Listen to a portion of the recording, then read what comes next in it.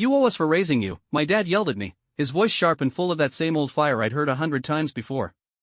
He was furious because I told him I wasn't giving them another dime. I didn't argue. I didn't try to explain myself. I just said, "Okay," and that was it. I cut him off. About a month later, he showed up at my job. That phone call stuck with me. His voice had that familiar force to it, the kind of tone he'd always used to shut me down since I was a teenager. Loud, commanding, like it was the final word and I had no say.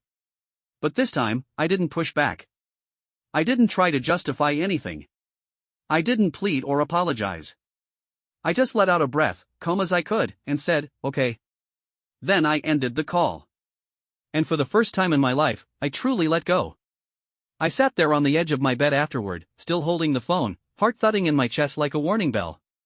Part of me expected it to ring again, that he'd call back and double down, come at me even harder. But the silence that followed, it was different. It wasn't empty. It felt like a weight sliding off my shoulders. Relief. No more panic-filled calls begging for help with rent right after they'd come back from a cruise or some other vacation I hadn't even known about. No more lectures about how family helps family, when they'd never once been there for me when I needed anything. No more sleepless nights staring at my dwindling bank balance, wondering how I'd pay my own bills after sending off another loan I already knew I'd never get back.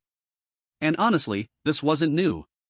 It had started way back when I was 16 and got my very first paycheck. My parents had seen it as their safety net, their backup plan for when they overspent or came up short. At first, it was just little things. A few bucks for gas. Covering a random bill.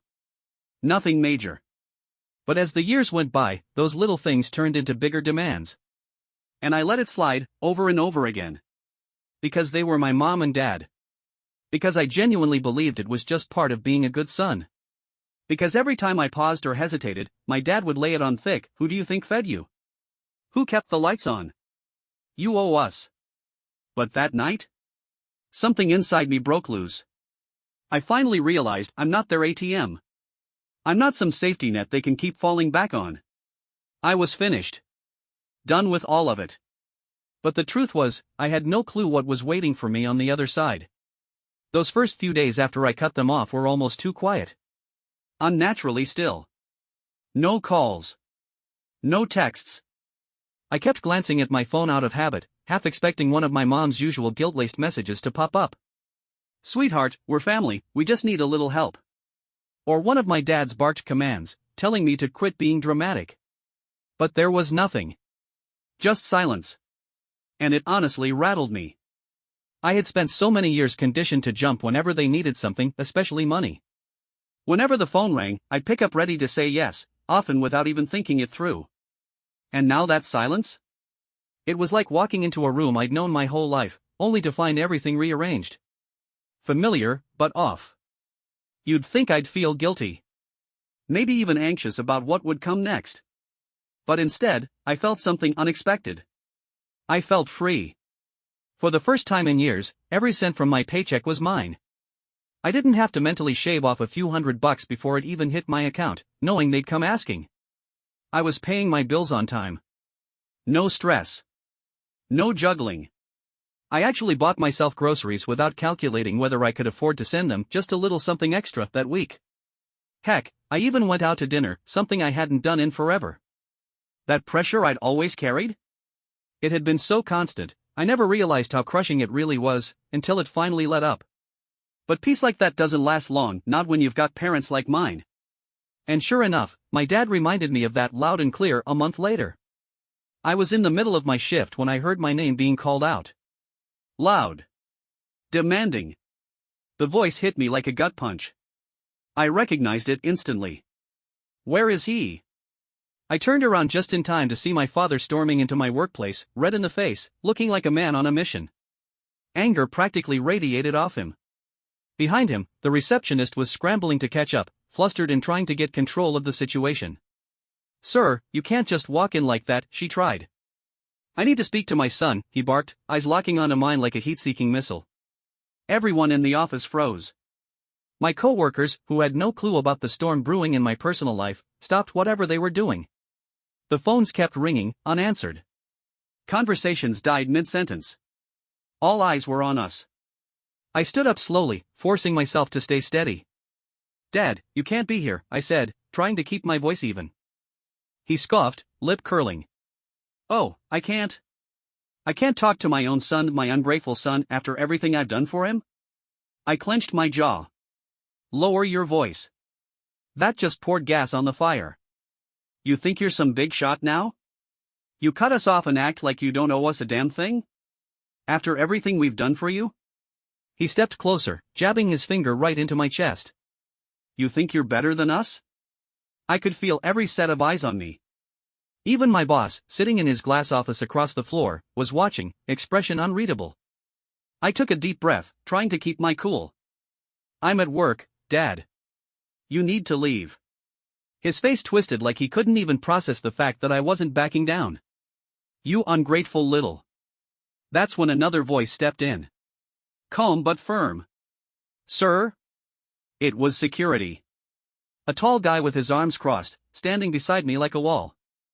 "I'm going to have to ask you to leave," he said. My dad turned to him, then looked back at me. He was trembling with rage. "This isn't over," he hissed. But I didn't blink. I didn't budge. He had just dragged our dirty laundry into my workplace, in front of my entire team. That was it. That was the final straw. I was done. As security let him out, no one said a word. The whole office was silent, stunned. I stood there, hands gripping the edge of my desk, my heart pounding like a drum. Then, almost on cue, the whispers started. Was that his dad? What the hell was that about? Dude, that was intense. I didn't care. Let them talk. What did matter was my boss stepping out of his office, arms crossed, face unreadable. "Can I see you for a minute?" he said. I followed him in and closed the door behind me. For a second, he just studied me in silence. Then he sighed. "You all right?" That wasn't what I expected him to say. Yeah," I replied. He nodded slowly, rubbing his temples. "Look, I don't know what's going on with your family, and frankly, it's not my business.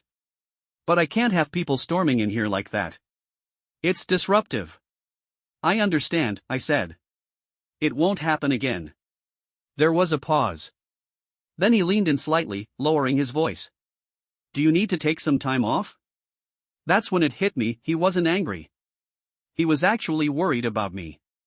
I let out a shaky breath I hadn't realized I was holding. "No. I'm okay." He gave me one last look, then nodded. "All right. Get back to work." I stepped out of his office still feeling the weight of what just happened.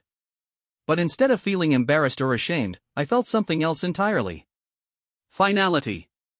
My father had just handed me the clean break I needed on a silver platter. No more wondering if I was being too harsh. No more guilt creeping in. He'd made a spectacle out of himself. In public. At my job. In front of everyone. There was no coming back from that. And honestly, I was fine with it. Really fine. The moment I sat back down at my desk, my phone started buzzing. I didn't even need to check, I already knew. First it was my mom. Then my dad again. Then my mom one more time. I hit silent and stared at my screen, pretending to work. But my hands were still trembling a little from the adrenaline. Then the text started coming in. "Mom, what happened? Your father just got home. He said you embarrassed him at your job. Why didn't you just talk to him? You know how he gets. He's your father. You owe him respect. Daddy, you crossed the line today. You think you can just cut us off like we're nothing? You've got another thing coming." I stared at the screen for a moment, then locked my phone and slid it away. I wasn't doing this anymore. I was done. The rest of the day, I kept my head down and focused on work. I could feel my coworkers glancing over now and then, probably wondering what the hell just happened earlier, but no one said a word. And honestly, I appreciated the silence. Last thing I wanted was to relive that disaster. By the time my shift wrapped up, I felt completely drained. I didn't bother chatting with anyone, I just walked straight to my car and drove home. The evening air was cool, but I barely noticed. My brain was already bracing for what I figured was coming. Sure enough, when I got inside and checked my phone, there were over 20 missed calls. This time it wasn't just my parents. It was the extended family too. Uncle Robert, hey, just talked to your dad. What's going on, man? Cousin Jake, dude, your dad says you disrespected him at your job? Aunt Carol, sweetheart, whatever this is, it's not worth breaking up the family. Just call them back. I gritted my teeth. Same old playbook. Every time I drew a line, my parents would drag everyone else into it. They'd spin the story just right, painting themselves as the poor victims while making me out to be the heartless son who abandoned his family. Not this time. I set my phone down on the kitchen counter and left it there.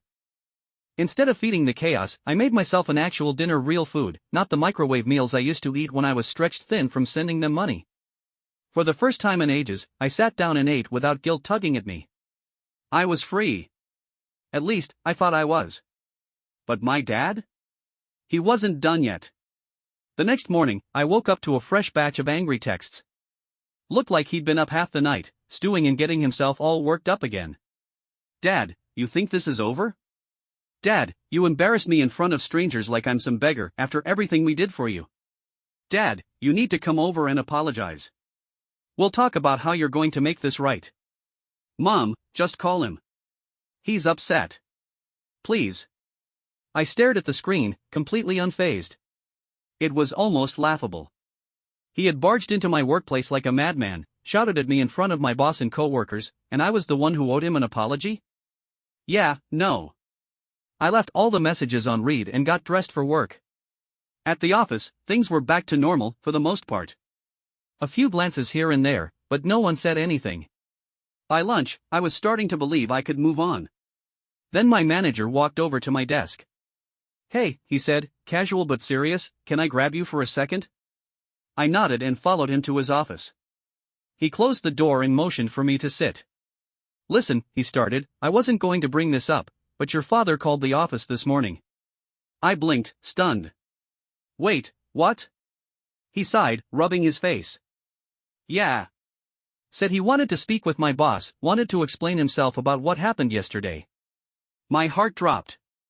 He called corporate? He tried, my manager said. Thankfully, the call came through to me first, and I shut it down before it went anywhere. I let out a breath I hadn't realized I was holding. Relief, sure, but mostly I was furious.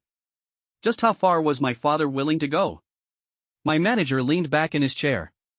Look, I'm not trying to get in your personal business, but I need to ask, is this going to be an ongoing thing?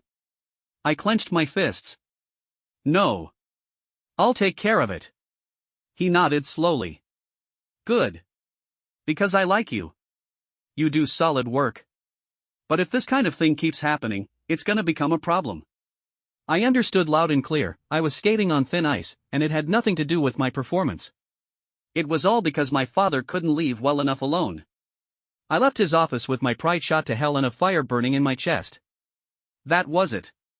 Enough was enough. That night, I blocked everyone. My dad. My mom. Every aunt, uncle, cousin who took their side without asking what really happened. Then I went a step further, I called my phone provider and changed my number completely. That was the line in the sand. I was done. Or at least, I thought I was. I underestimated just how desperate he could get. 2 days passed. 2 blissfully silent, peaceful days. No calls. No texts. No surprise appearances at my job. I finally started to feel like I had control over my own life. And then, just as I was about to sit down for dinner one evening, there was a loud, aggressive knock on my door. It wasn't a friendly tap. It was the kind of pounding that told me exactly who it was. My father. I sighed. Part of me wanted to ignore it. But I knew better, he wouldn't leave quietly. I opened the door, and there he was, arms folded, face contorted with frustration. He looked like a man who'd spent the last 48 hours stewing in anger with no outlet until now. You changed your number, he asked, voice low and tight. I did. His eye twitched. So that's it? You think you can just erase us? I crossed my arms. I think I can stop letting myself be treated like a damn ATM. That lit the fuse. You owe us, he snapped, stepping into my space. Who raised you? Who put food in your mouth, clothes on your back? You think you'd have anything without us? He waved toward my apartment like he had laid the bricks himself. I kept my voice steady. I never said I wasn't grateful. But that doesn't mean I'm in debt to you forever. That's not how it works. His expression turned dark. You think you're better than us now, huh? Got yourself a little job, little apartment, and suddenly you don't need your family? I held my ground. You made it clear a long time ago that family only counts when it benefits you. His fists clenched. For a second, I thought he might actually swing. But instead, he stepped back, shaking his head like I'd just doomed myself. You'll regret this, he muttered. One day, when you're alone and need help, you'll remember this moment and you'll see how selfish you really are. I didn't flinch. Didn't say a word. Just shut the door in his face. And this time, I didn't feel guilt. I felt peace. I met his eyes and didn't look away. No, Dad. One day, when you need help, you're gonna realize just how selfish you were. For just a second, something flickered across his face. Like maybe my words actually got through. But it vanished just as fast, buried under that familiar storm of anger. Don't come crawling back when life knocks you down, he snapped, then turned and stomped off like a child who didn't get his way. I stood there for a moment, half expecting that old wave of guilt to crash down on me like it always did. But this time? Nothing. No guilt. No second guessing. Just quiet. I shut the door, turned the lock, and felt it, freedom. Real, solid, undeniable freedom.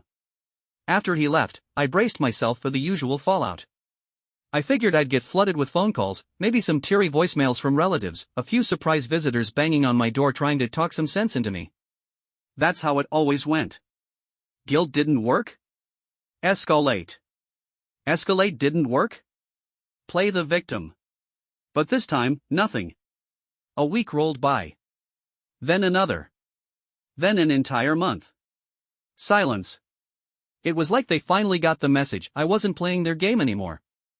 At first, the quiet felt strange. I'd spent so much of my adult life with their voices in my ear and their hands in my wallet, constantly shifting my budget to fit their so-called emergencies. But now? My money was mine. My time was mine. I paid my rent without wondering if I'd have to bail them out. I treated myself to a new laptop, a few decent outfits, even joined a gym. Nothing over the top, just the kind of stuff normal people buy for themselves without guilt. I even started saving for me. Not for a crisis I didn't cause. And for the first time in what felt like forever, I wasn't just surviving, I was actually living.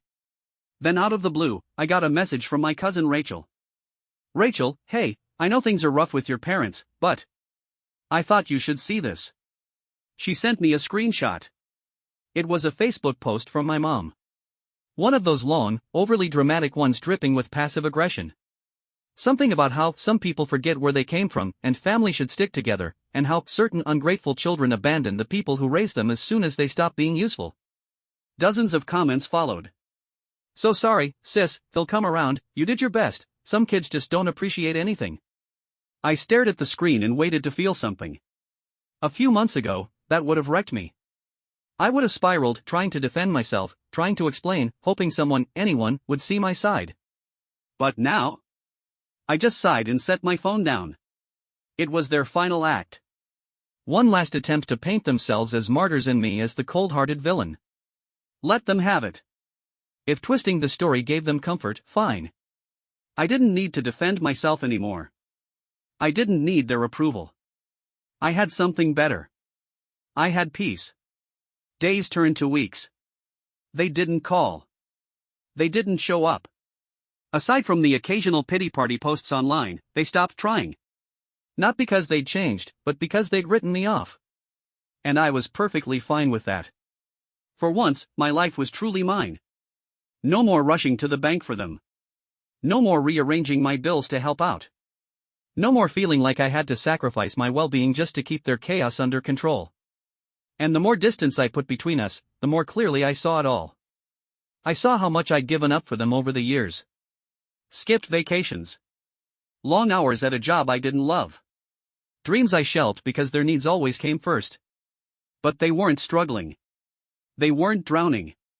They were just comfortable, coasting off me while I ran myself into the ground. I wasn't their son, I was their backup plan. The realization made me sick, but it also made me strong. I didn't just want distance. I wanted growth. I didn't want to just walk away, I wanted to walk forward. So I made changes. I sat down with a financial advisor for the first time in my life. Started saving with a purpose. Built goals that revolved around my future. I reconnected with old friends I'd lost touch with, simply because I'd been too tired or too broke to hang out. I got back into hobbies I used to love. I focused on my health. And most importantly, I stopped carrying the guilt. For years, I believed that cutting off my parents made me a bad son. Like I owed them my loyalty, no matter how they treated me. But that was a lie. I wasn't a bad son, I was just a man who finally chose himself. And that was something they'd never take from me again. Months passed. And their absence became normal. No more surprise visits.